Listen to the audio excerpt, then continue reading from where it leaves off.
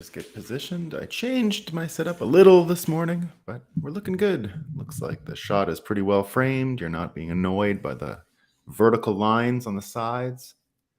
Good morning, Boo Boo Bodacious. I'll be adding some shelves and stuff here shortly. Been running around. Good morning, Hassan. Hope you're doing well. Hope you're doing well. Enmity. Good morning, Bitcoiners, indeed. B for victory with a good morning for Bitcoiners as well. Indeed, it is a great morning. It's a great morning. We're happy to be here. The sun, super duper up, guys. We're good on the sun. Bitcoin, we're doing great. I made a purchase this morning. I had to do it, right? We're low. We're low. We liked a little bit of a dip yesterday. That was fun. 20 all about Binance, I guess. All right, we'll take it. We'll take the free sats or the discount on sats. So all that's left for us to do is have a coffee and talk about what's new.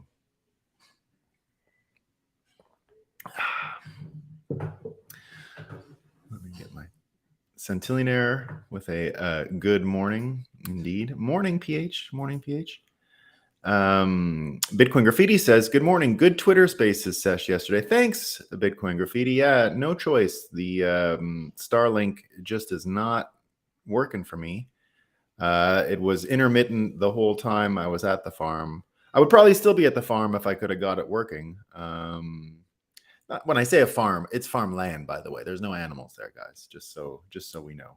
Just so you guys don't think I'm leaving animals behind all the time. One day we'll have some animals while we homeschool the kids, but we're not quite there yet. We got a lot of renos this summer. I'll be in construction mode, so that should be fun. And I'm running. I'll tell you guys all about the scam I'm running. It's awesome because I don't want to pay all this stupid money to get a thing built and all this other stuff, and then Vermont has rules, but trust me, I got a wicked clever scam going on. It involves a Mohawk native who doesn't have to write. You ever cross the border with one of these people? It's hilarious. They don't have a passports or anything. They just cross the border, and no one can say anything. He had a expired tribal ID card. He's a Mohawk from Gananoque, which is the nation just outside of Montreal. You know why we don't have Westerns in Canada? You got Western movies in the United States.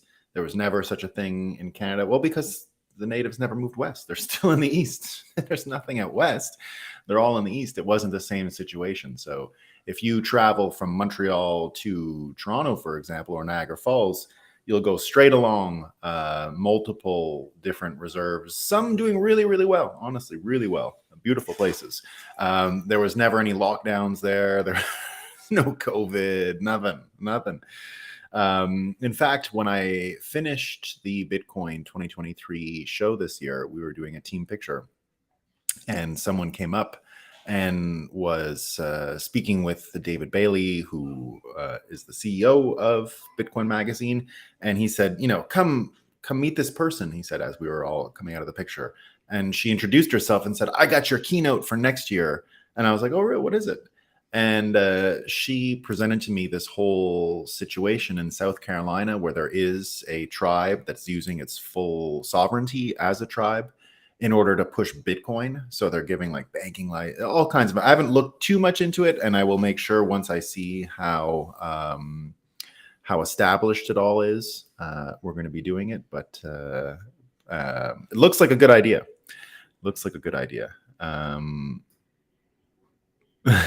Sats for life.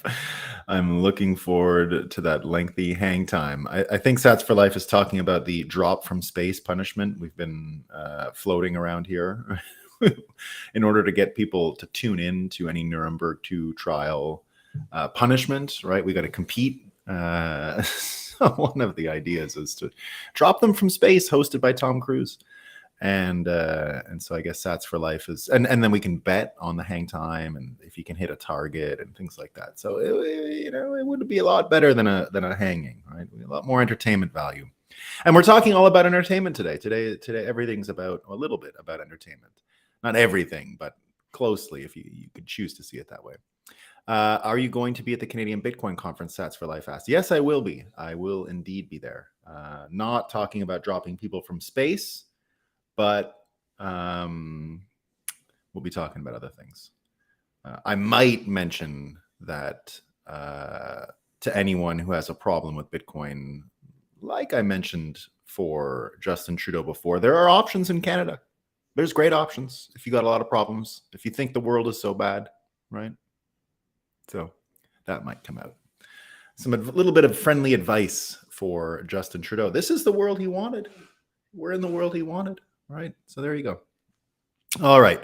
You don't want to hear all of this stuff, though, guys. You're here for the good stuff. You're here for Moscow time. What's the fakest news I can find? I have some amazing ones today. You're going to love them.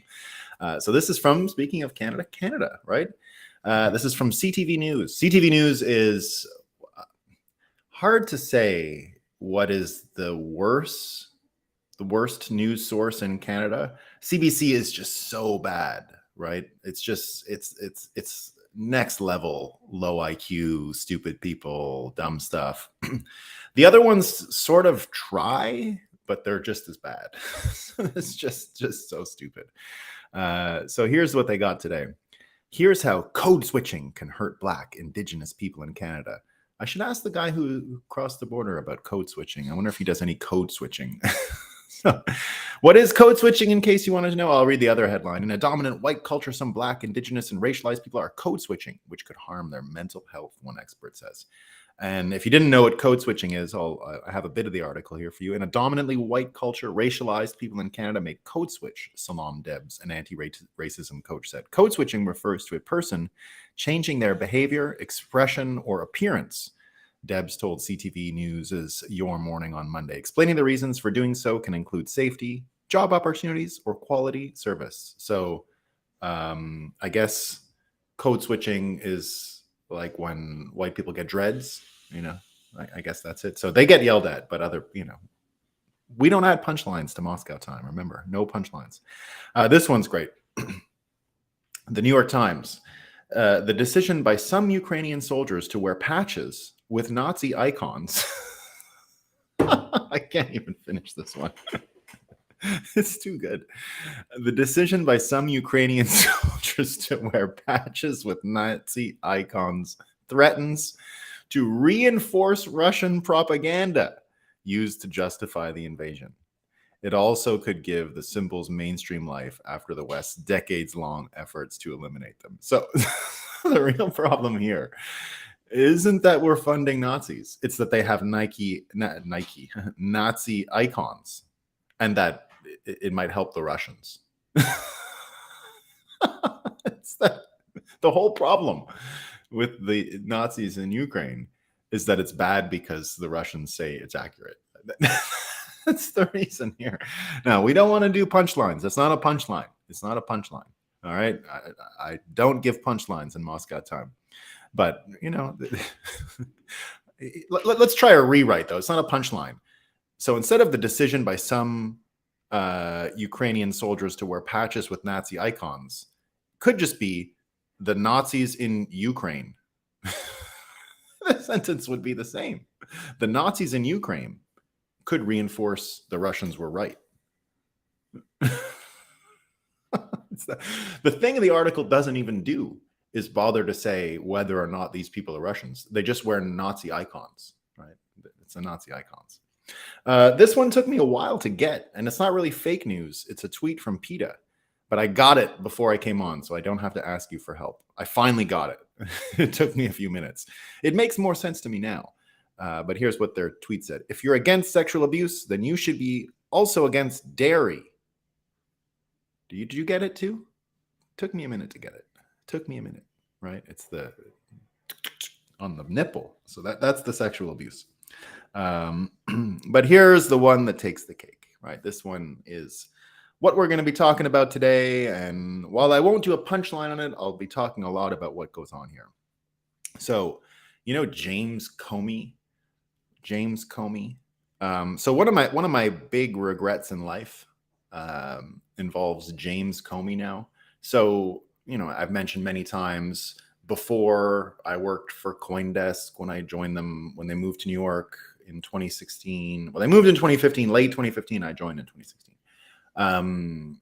before I worked for Kraken, before I did the Bitcoin magazine thing, I got started in Bitcoin 10 years ago by launching a study in the Canadian Senate. And we published it in 2015. And I wrote it, right? So I wrote the report and well, drafted. Other people had, it has to be approved by a committee. So you're not an author of these reports. You just put some stuff in there. So, but, I wrote it.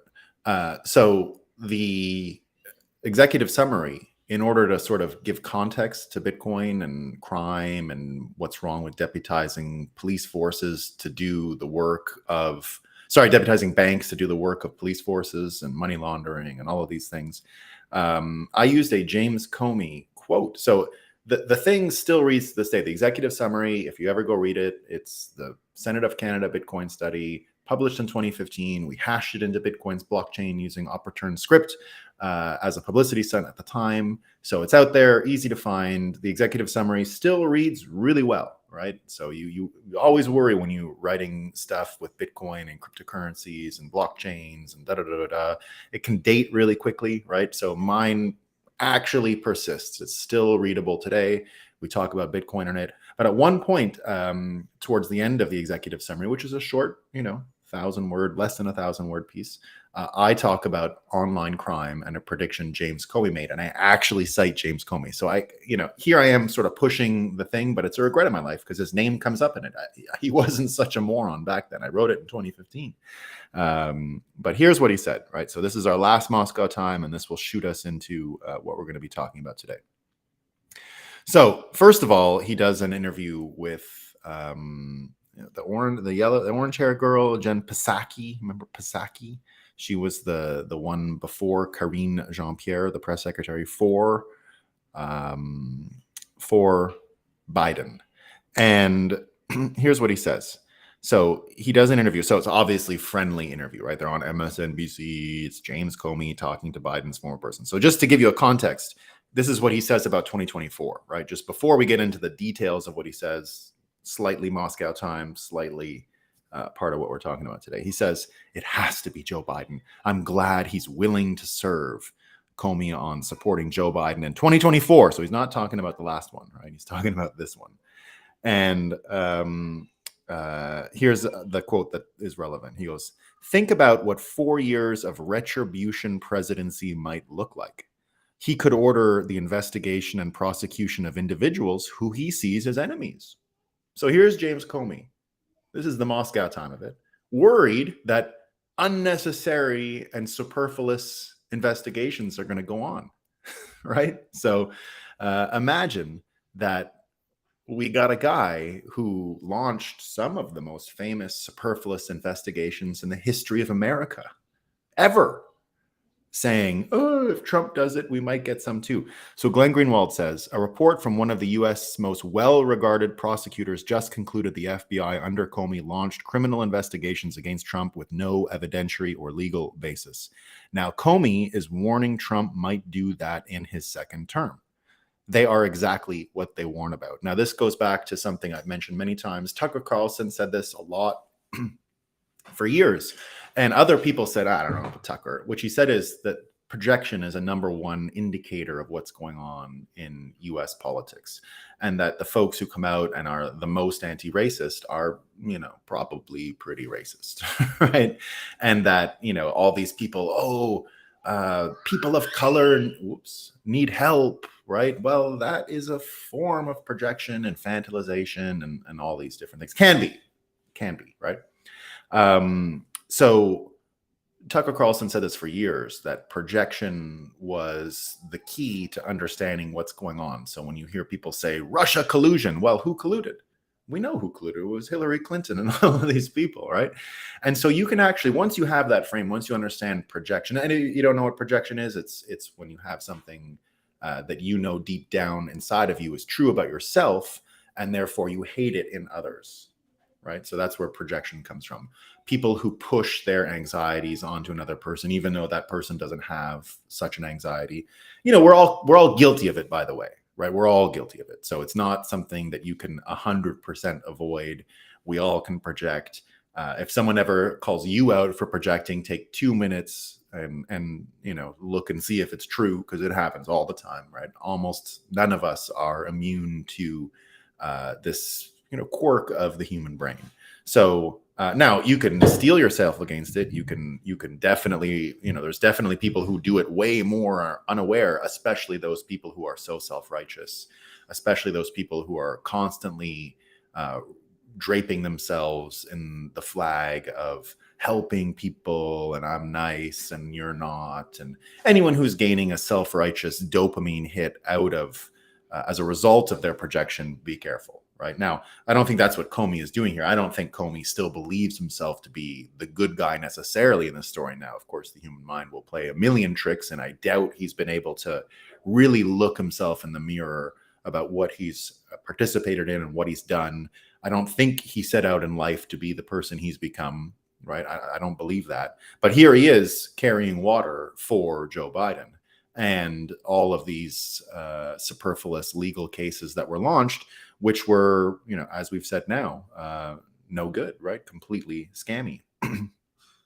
Glenn Greenwald goes on to say, is there a single top Bush-Cheney operative who isn't vehemently behind Joe Biden's reelection? Now, remember, James Comey was nominated originally as a Bush-Cheney fella, which is one of the reasons why I was even interested in him in 2015 and cited him, because to see someone who was, at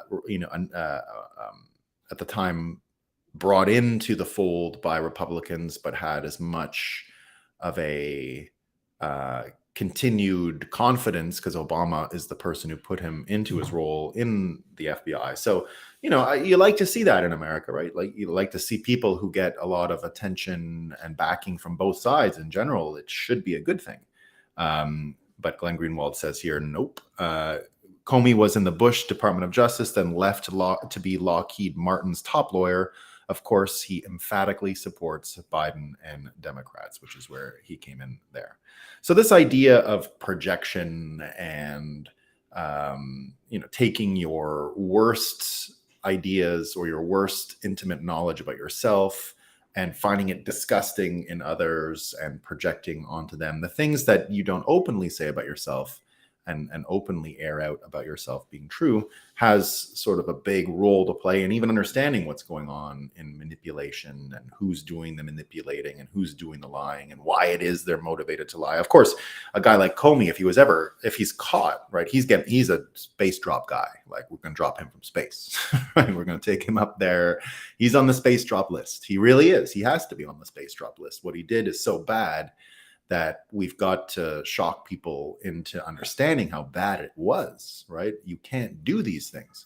And so you understand where the projection comes from there. Now, because the simulation is winking at us, right? Because everything seems to be happening at once in the world right now. Yesterday, having this idea of projection and all that, weirdly, Apple did its big product launch. I don't know if you guys saw what product they launched yesterday, but it was the new VR headset, right? Talking about how to project media. And really that became the conversation. Has Apple figured out a way to change the media distribution system again? Because it's not the first time, right? So remember, they with the original Mac, they recalibrated how we create media. Right now, everything is created out of their tools. The iPhone refined the idea of how we connect media and how we consume some of this media. But of course, this VR headset suggests again a complete reordering of the consumption of media. So instead of projecting it in a screen, projecting it in a movie theater, you're going to wear the headset and you're going to be in this AR, VR mix world, right? Now, I don't know if you guys saw it. It looks pretty clunky. Did they solve the sickness thing? I don't think so, right? I think we're kind of hardwired to get sick with these things. But maybe, I hope so, right? It would be, everything I'm about to say about this device will be wrong if they did figure out this the headachy thing, right? Because the headachy thing is the reason why I can't deal with them, right? I just can't handle these things. And so people talking about, will they be able to redefine a product category again to such an extent that it changes how we deal with that with media, right? So again, they did achieve this twice already. They achieved it with their computers, right? It completely changed how we create media. The iPhone completely changed how much media we were connected to, everything at once, right? That was the whole deal. And now we're talking about changing consuming media. Now, here's the simulation part. So projection happens at the same time. This new device comes on the market at the same time that Hollywood is experiencing the huge writer's strike. And the writer's strike is sort of an existential crisis at this point for Wall Street, for Hollywood. I always confuse Wall Street and Hollywood. I don't know why. Two big things. So this Wall Street, this Hollywood thing, right? The Hollywood strike, primarily, so far it's just the writers. It could move to actors and directors shortly, right? That's what people are talking about. And all kinds of people talking about what happened and why it's going that way and what's going wrong. So a lot of people talking about the AI piece involved in this and where's the AI headed and is it going to take over more of these jobs? There was a Wall Street Journal, sorry, not a Wall Street Journal. There was an article in Paste, which said the IP era's venture capital philosophy has poisoned movies. So here they're getting into the business model part of what led us to this place, right? And this business model part really says that we're in the IP era of Hollywood right now, which is the Silicon Valley folks came in to finance some of these movies. And instead of doing sort of niche, a couple family movies, a couple whimsical movies, a couple detective movies, the way it might have been in the 90s, it was all about these big franchises that had baked in fandoms, not even audiences, fandoms, right? So we saw it with Star Wars. We saw it with Lord of the Rings, like the model of Amazon paying billions of dollars to buy a fandom, put out a show, and then have a baked in audience that's going to watch it. Looked like the promised land for a lot of these folks as well. If you remember a few years ago, this whole idea of the medium and how they're going to distribute all of this media started to change a lot with the advent of home streaming in the pandemic. So if you remember, Trolls World Tour, for example, broke all kinds of records. This was released during the pandemic. It destroyed the numbers from that it previously put up as a theater release. People started to see, well, there's more money. You don't have to release it. You had Warner Brothers in 2021 that released all of its movies, I believe, or maybe it was Universal. One of the big studios released all of their films direct to the streaming devices. Some folks trying to force you to go back to the movies. But this whole concept of IP versus having writers that actually create content, right, has completely altered the order of. I'll get into these SEC Coinbase stuff in a second. See if I can do it. This attitude. So here's the takeaway from it. This attitude goes beyond being risk averse. Risk aversion isn't new. Single-minded speculation trying to alchemize IP into gold is the new thing, right? And this article calls them the new robber barons, right, of Hollywood.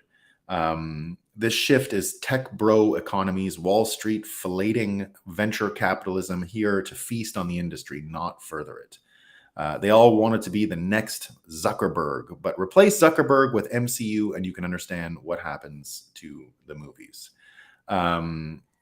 So in general, they would go off, instead of an executive could gamble a few million dollars on an idea from a writer, they could also flip the big binder of properties to a random page and do a random rail of coke and go make $100 million.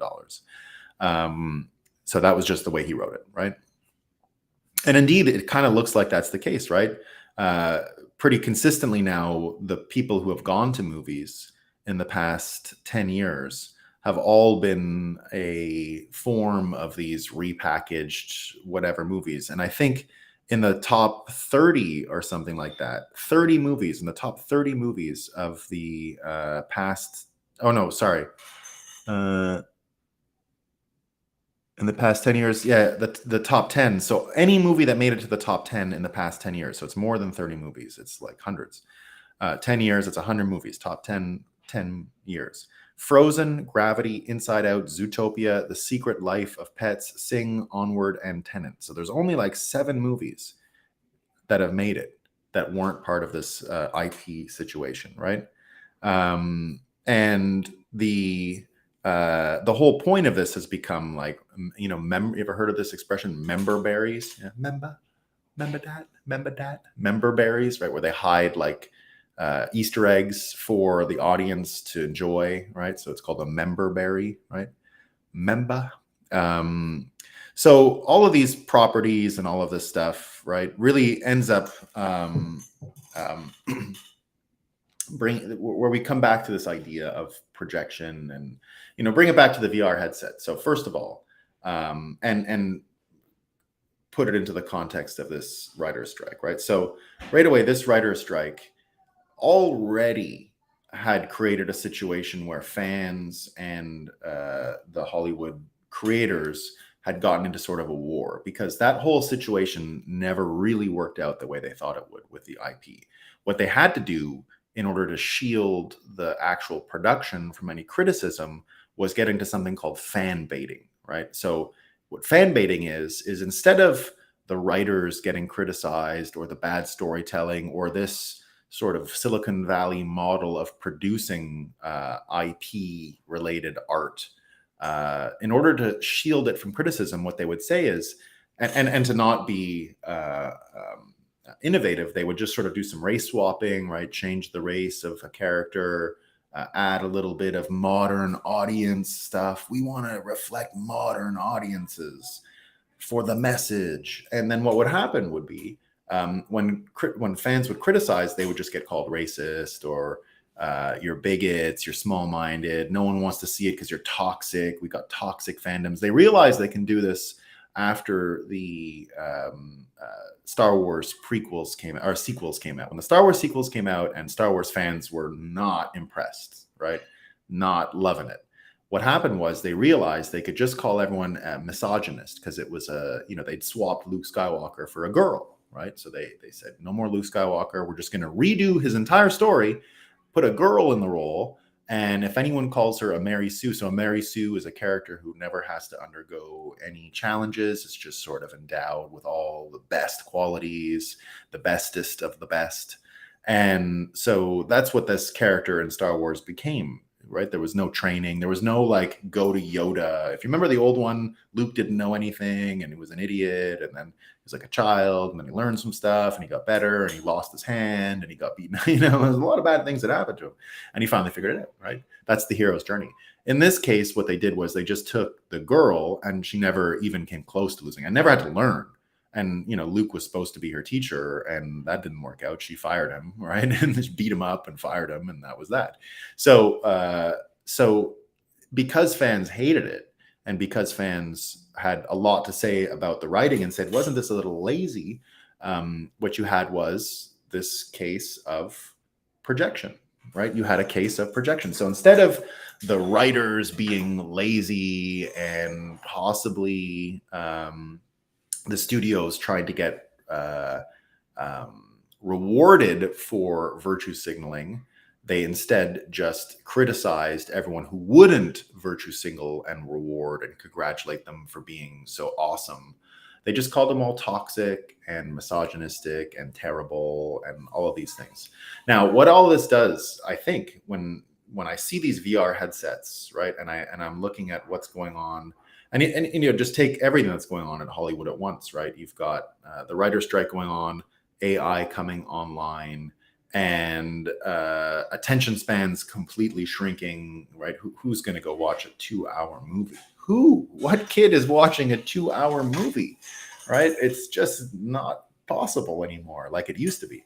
Now, I'm not so worried about the attention span thing so much as I am worried about the fan baiting and the business model continuing to not be attractive and create good content that people just don't want to see, right? So, and especially when you keep thinking about these fan baiting things, right? It's always about the outrage is so profitable on YouTube and all these people that are yelling about all these things, right? Now they're getting mad that the online people are not supporting the writers' strike, as if the writers were the ones who weren't writing the bad stuff to begin with, right? So the writers themselves, low quality, right? They fit into this whole, they're a little bit like journalists today, right? Where the journalists today are willing to tell any lie to keep the corporate machine running, just like the Jen Psaki's, but she's more insidious. I just mean your run-of-the-mill journalist who isn't even really aware that they're part of a propaganda machine, yet they understand, follow the money. How do I get paid? I got to write a bad article about Trump. And in this case, what they do with the Hollywood situation is, instead of writing good art, or even a news critic within the access media, it's called. So the media, there's a whole bunch of media in Hollywood that only exists because they're given the press passes to premieres. They're given the interviews when one of these people is promoting a movie, they have to go on tour to promote it, right? That's part of their job. They've got to sit for days and days and days and just do interview after interview after interview. It's part of the job. That's the marketing budget. And so there's a whole bunch of journalists who just get access to them. They're called the access media. And now the people on YouTube don't get any of that, right? It's the same as Bitcoin is to Wall Street. These YouTube content critics are the same to the Hollywood media establishment. So there's a whole fight now of these people criticizing these YouTube folks about not being there for the writers. These are all the things you wanted. You're going to get more of your little boutique movies. That's the reason why we have the IP era to begin with. Well, we just need writers to have more time and more money. Well, no. Lord of the Rings had years, this new Amazon project, and all the money in the world. And they created just the biggest pile of dog shit the world has ever seen as far as media, right? We got an intersectional feminist story built around Galadriel. I mean, really, that's what we got, right? So now you get everyone criticizing the critics, the online critics, the ones who are not part of access media, instead of everyone just saying, well, this has been bad writing to begin with, right? The writers, the actual quality is low. And we never get that because, again, there is no feedback loop. We are in this IP era. Now, Beauty On, if you guys don't know, Beauty On, great Bitcoiner, been around for a long time. He put that whole IP thing into another context, which is in software patents, right? Like the whole idea of intellectual property isn't just intellectual property for movies and art and all those things, right? It moves into the patent world, trademark world. Now, when I finished my law school thesis, it was all on gene patenting. And I had a conclusion at the time that copyright, and it all sort of flows, copyright, gene patenting, trademarks, intellectual property, almost all of that flows from the same origin, which is the invention of the printing press. And so I think the title that I made my law school dissertation on was, copyright came in with the printing press and might die with it, right? So I was making this prediction that it might not last. And I was looking specifically into the edge case of gene therapy.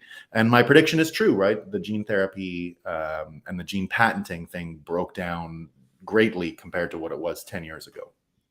This was all a Michael Crichton thing, by the way.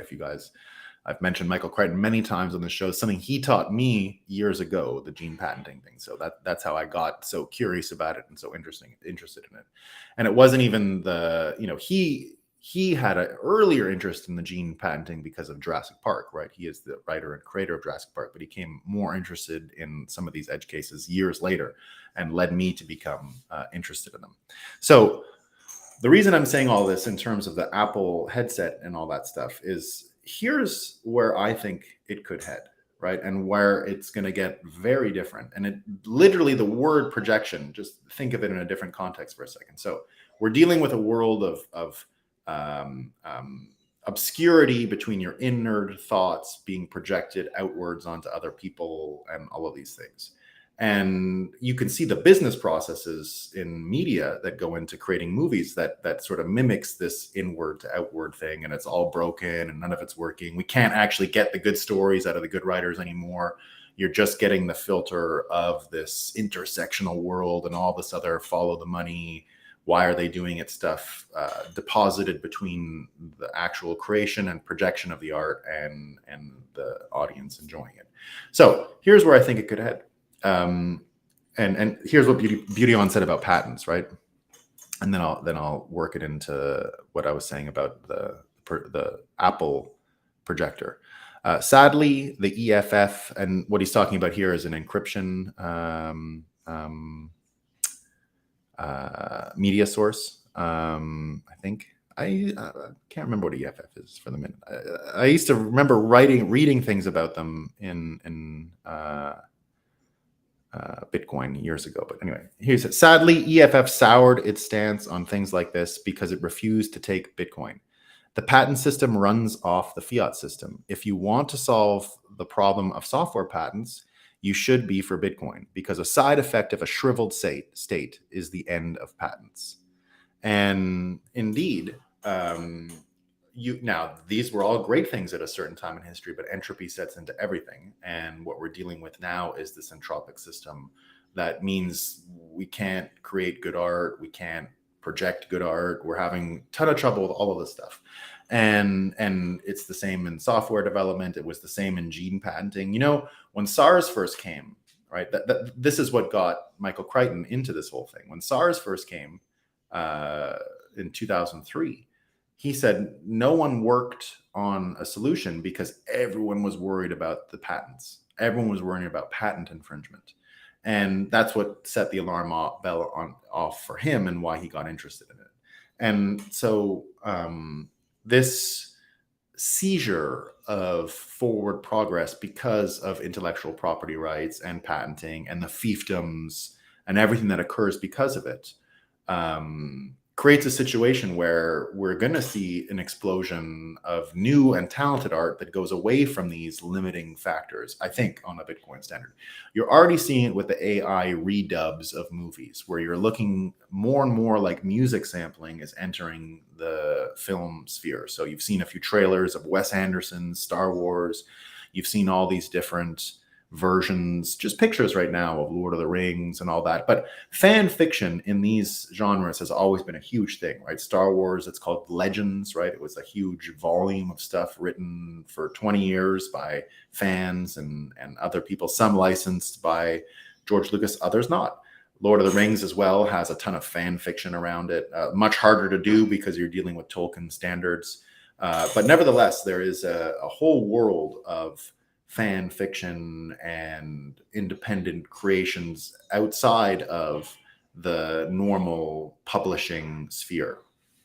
And what I see happening with these AI and projections. So my whole story in Satoshi Wedding Murders, you're dealing with holograms everywhere. So instead of the projection of a thing inwards with the goggles and you're in your own inner world and everyone predicting we're going to be more like that, it's going to go more to an inner alone world, and we're going to be in a headset and you're going to be disconnected from reality and you're going to be in your own separate reality, and everything is going to get projected into your brain from these glasses. I don't think we're getting rid of the sickness in the same way that I don't predict you're going to have like metallic inserts to make you a cyborg. I think you're just going to have, and if you look at the Apple release yesterday, it's just a bunch of apps, right? You see them scrolling with their hands because they got the thing. It's the same interface. Everything's the same, except you got this glass. So the way I think it's going to head is you're going to have your own AI, an eyeball, right? Everyone's going to have an eyeball. You're going to get AI to help individual creators basically do what we did in music a generation ago, sampling, right? You're just going to remix everything that's ever been made. You know, how many movies were a good idea with bad execution have we seen in the history of films, right? Instead of making good movies again and trying to make them good again, why don't they get all the movies they screwed up on, didn't turn a good book into a good movie, and do those, right? So that's just one sector. But even just this fan fiction side, you're going to have all kinds of folks who are going to be able to remix your favorite stories and re-imbue them with life that isn't part of a corporate structure, isn't part of a formula, isn't about projection, isn't about any of these things. And I think it's going to be a golden age of content creation just around the corner. And so instead of a thing that is, shooting inside and you're alone, I can imagine every one of these eyeballs projecting holograms. And so instead of a 3D situation in your own inner world, you're going to get a 3D situation that you can enjoy collectively with other people. You're going to be able to all watch a hologram of X or Y. And all of this stuff is going to be remade and redone. And it should be interesting, right? So that's where you get this idea that that the inward projection, outward projection, all of that stuff is going to change really shortly. And it becomes important when you think of the follow the money situation again, that space between creating the art, creating the content, and it getting to the eyes of the people consuming it. Like I said, it's just filled with these business models and filled with the fiat system in between. And that's where, just like Beauty On says, right? Patents and intellectual property. We had an intellectual property era in Hollywood now. But if you guys saw yesterday RFK's interview on Spaces that he did with Balaji, or heard it with Balaji, Elon Musk, David Sachs, there was a few other, Michael Schellenberger came into the room, right? These are all people that are regular sources for our show. So they all showed up with RFK yesterday, and they didn't talk about Bitcoin, right? They didn't talk about Bitcoin or CBDCs, but what they did talk about, now I haven't heard the whole thing yet, and I haven't seen RFK also did an interview with Jordan Peterson. So I haven't seen that yet. So you're not going to get any information from that.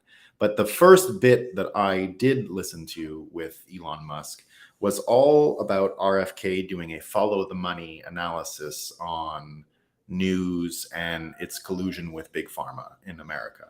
And it was pretty telling. So I didn't know Roger Ailes, the guy who ran Fox for many years. So it turns out that RFK Jr. and him did a months-long trip to East Africa when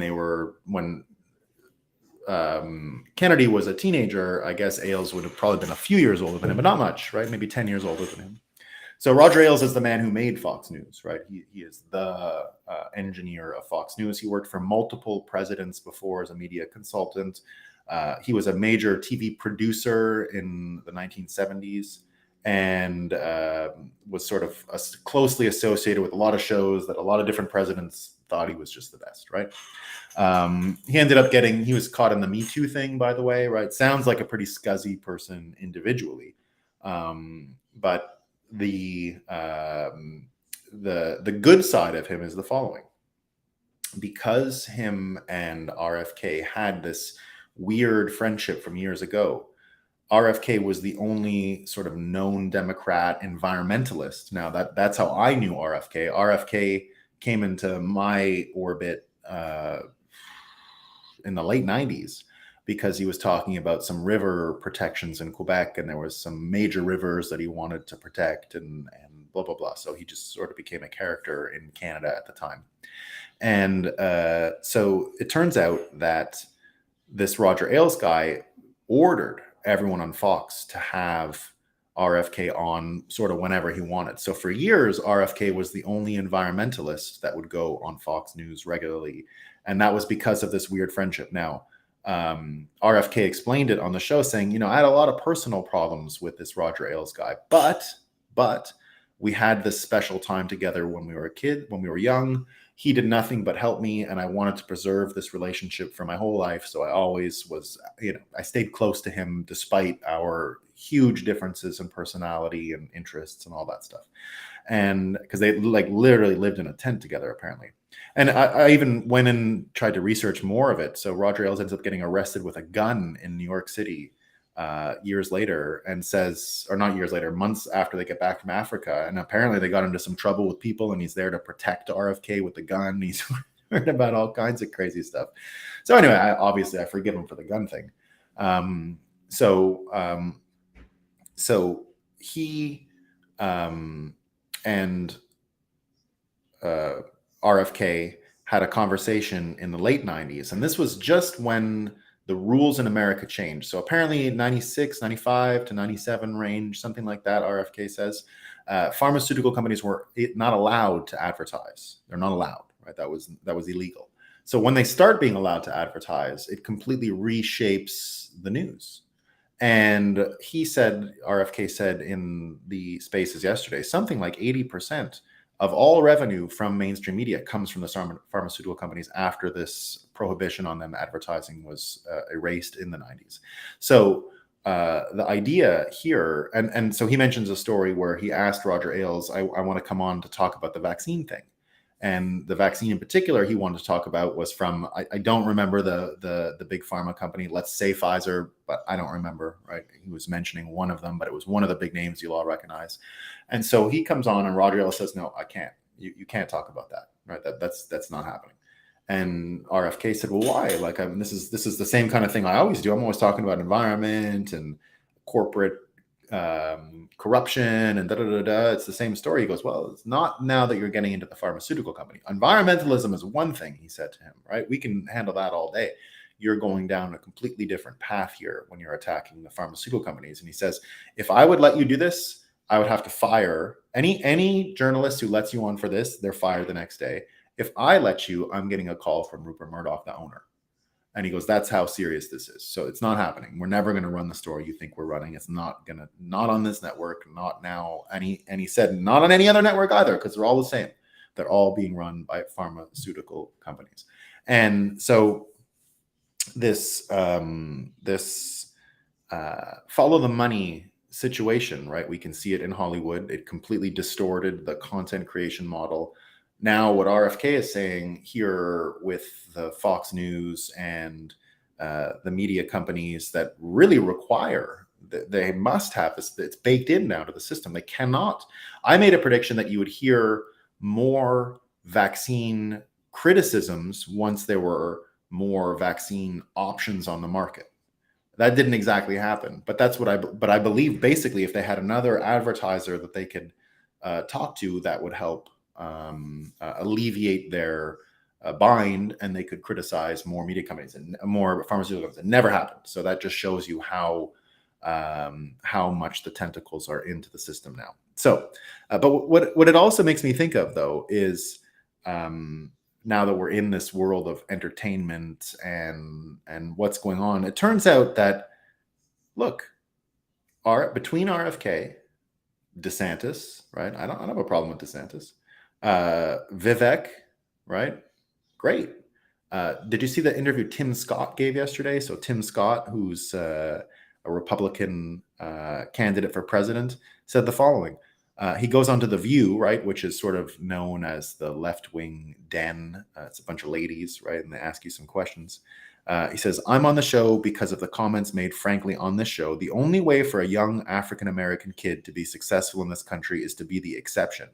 This is a dangerous, offensive, and disgusting message, right? So what he's saying here is that Americans should see it as a standard that anyone living a normal life can have access to that normal life. And he talks about generational progress and all these things. And he honestly handled the hosts of The View very well. And you could even see them. Mollifying to his point of view and opening up to it, right? He really was able to communicate with them. It's something to see. I can't really express it here, but these women usually are in total shutdown mode. But he managed to get through to them, right? So you get Vivek doing his thing with the cartels in Mexico. You get Vivek doing his thing with, destroying a bunch of bureaucracies in America. You get Vivek talking about the complete annihilation of the drug trafficking in America. So you get all these new voices out there that I'm okay with all of them at this point. Like if any one of these people became president, Trump too, right? You're getting a pretty decent list of folks who are about radical change, not a little bit of change, radical change. The same kind of change we're talking about when we're talking about Wall Street. I mean, what's going on? did it again. Hollywood.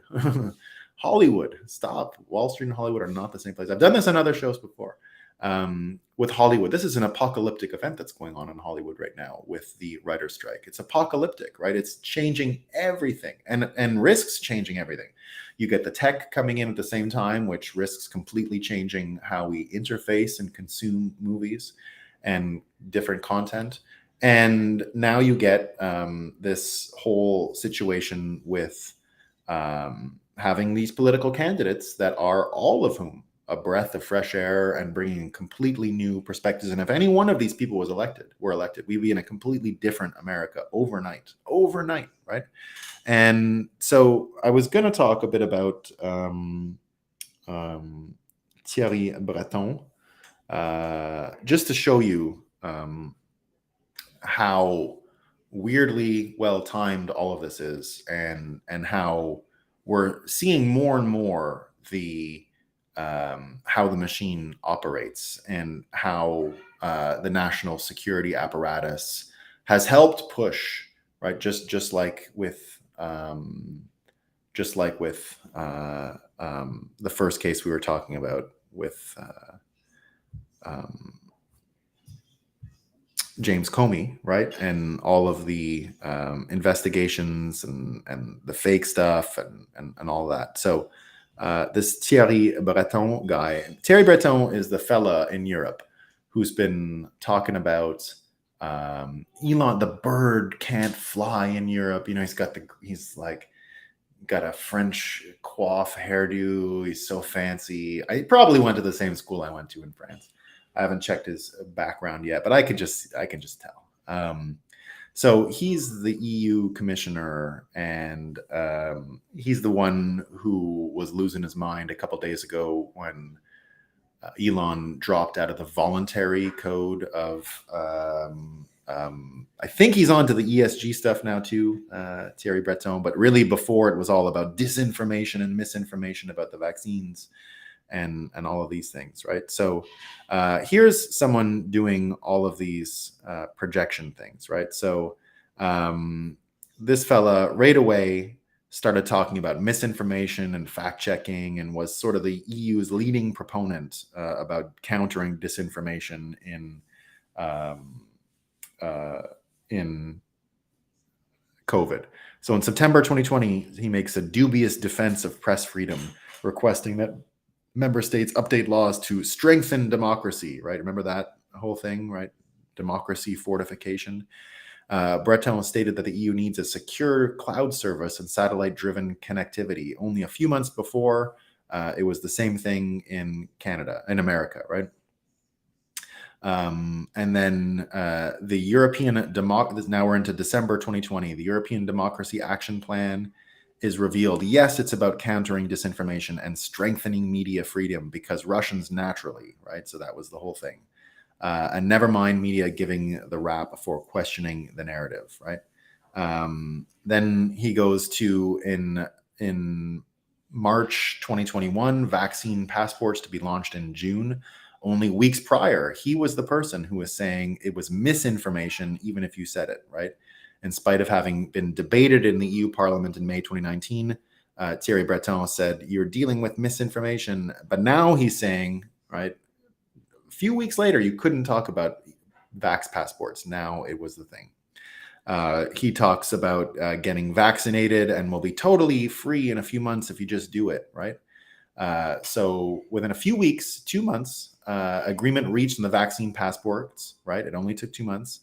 The bloc, infamous for never being able to negotiate a cheese sandwich in years, magically reaches consensus and delivers in 2 months. That's the EU doing this thing. So EU can't pass any law, but they got this one done quickly. In fact, 2 weeks later, the claim is that it's pretty much ready for rollout. The passport being used for certain things is considered. So now they're starting to talk about doing it for other things, right?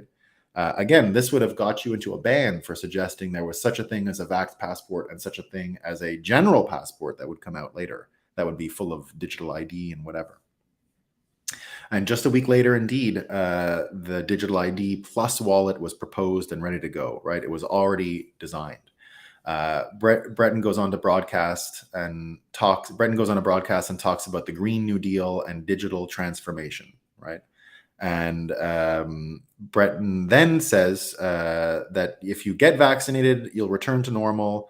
But wait, we'll never get there because there's too much vaccine hesitancy and there's too much misinformation in the environment. So we can't do any of this stuff. And suddenly, in the end of June, it's digitization of everything, right? So he goes on in to announce the digital euro and CBDCs in November of last year, calls that an opportunity. This is Breton again. And then finally, just this year, right, talking about how the EU patent, sorry, needs harmonization, and it needs to be taken away from the countries and put into the EU's exact purview. And that's where he starts now with his voluntary code, and doesn't apply to TikTok, right? So it only applies to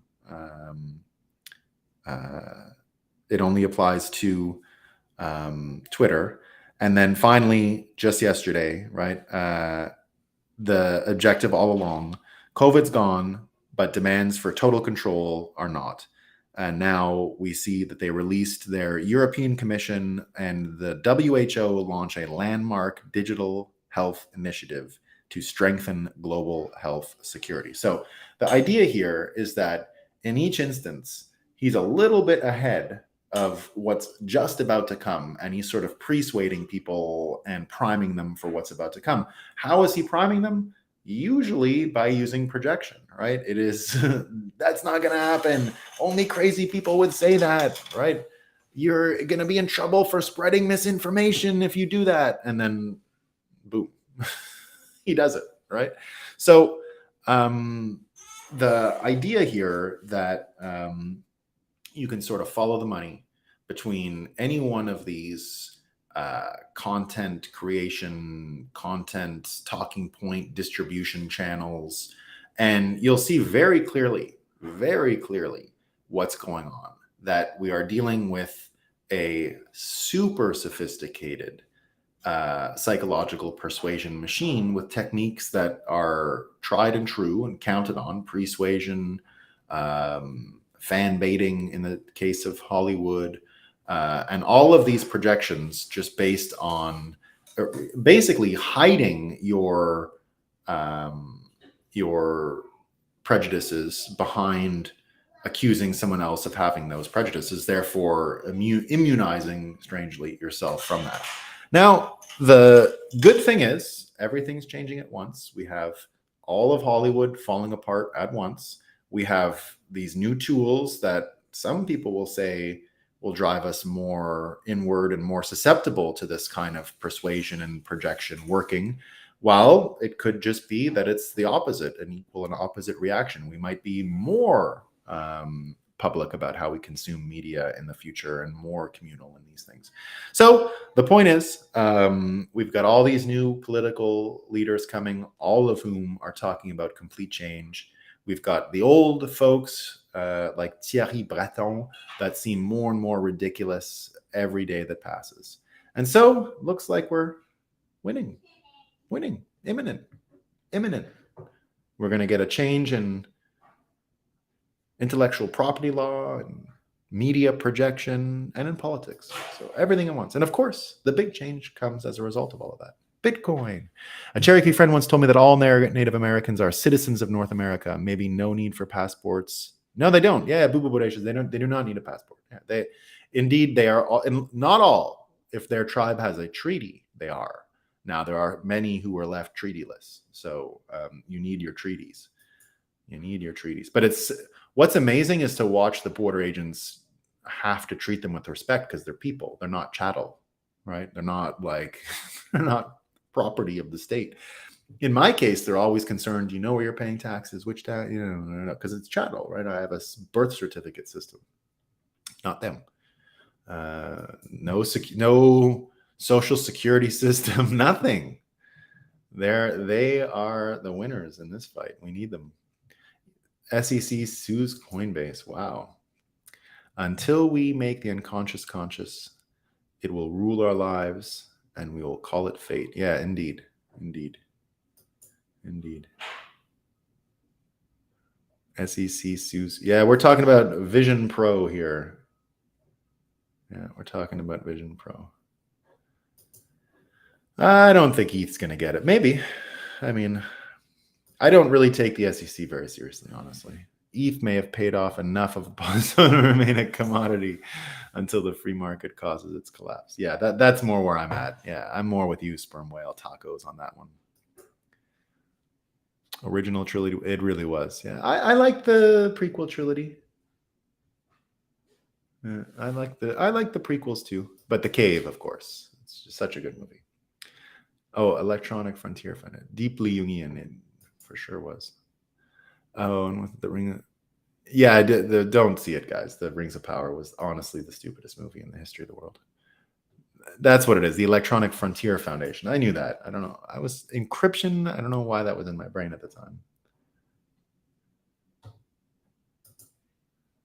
Centralized movie created a nice era, but it's going away. Everyone will be able to make great art. Yeah, Glenn, that's what I'm saying. Yeah, it did. And like all things, like all things entropy, right? RFK wasn't really pro-nuclear. No, he is not pro-nuclear. That's his one blind spot. But he's shown a willingness to learn, and I think he'll be just fine on that. I think he'll be just fine on that file, frankly. So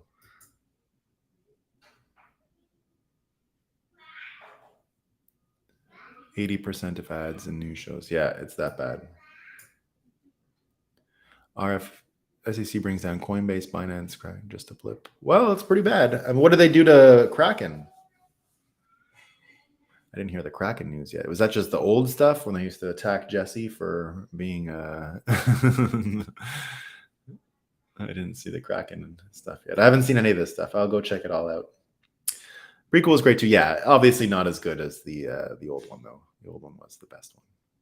All right, well, I'm going to go check out all this Coinbase news. I don't really have any hot takes on it other than count this SEC thing in the projection box. Like, this is all projection, right? This is one of the most corrupt institutions in America.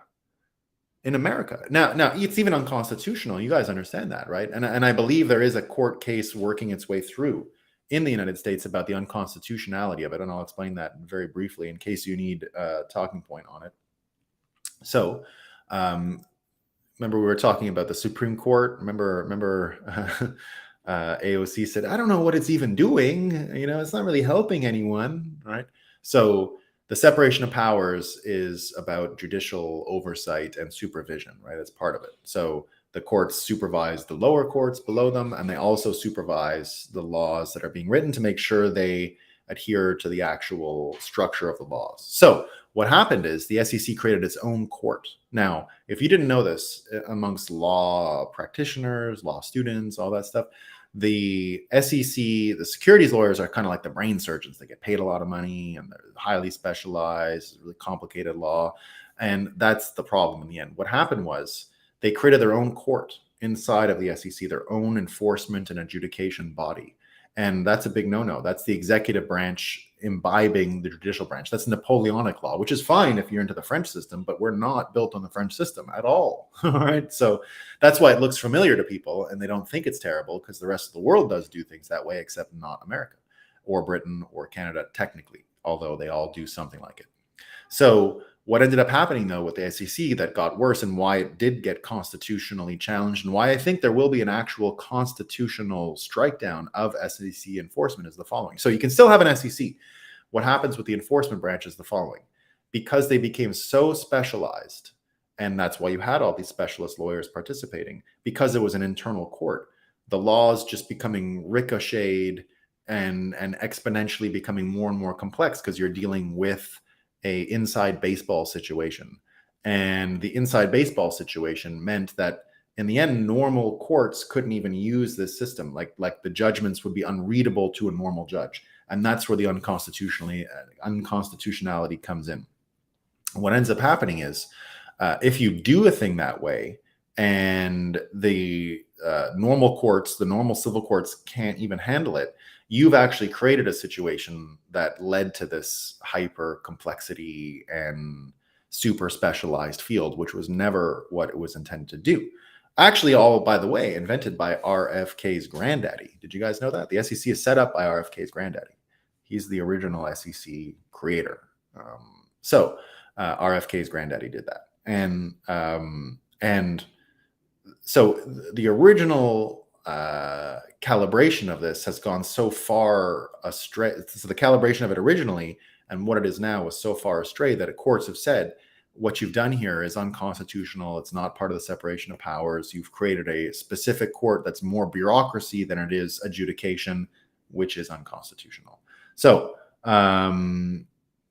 that's why it's not going to last, right? Yeah, 100% backed by the White House. Yeah, it's pure corruption. It's pure corruption. They've been corrupted for quite a while. And here's the reason why. And I'll also say this. Do you know that I always defended Elon's thing with Dogecoin, by the way, for this exact reason? Elon has been at war with the SEC for a lot longer than any of us have. And the Dogecoin thing to me was always a way for him to pick a fight in a 5D, 4D chess way with the SEC. So I could be wrong, but that's what I've always seen, right? That's what I've always seen. All right.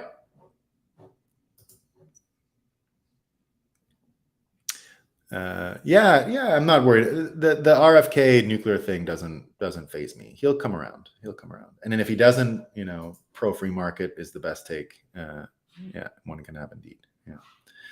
Boo boo. Thank you, my man. Peace, everyone. Have a great day. I'll see y'all tomorrow. Thanks for your patience over the past few days with the streaming trouble. It shall be rectified next week, and we will be doing more shows from the farm because I miss it there.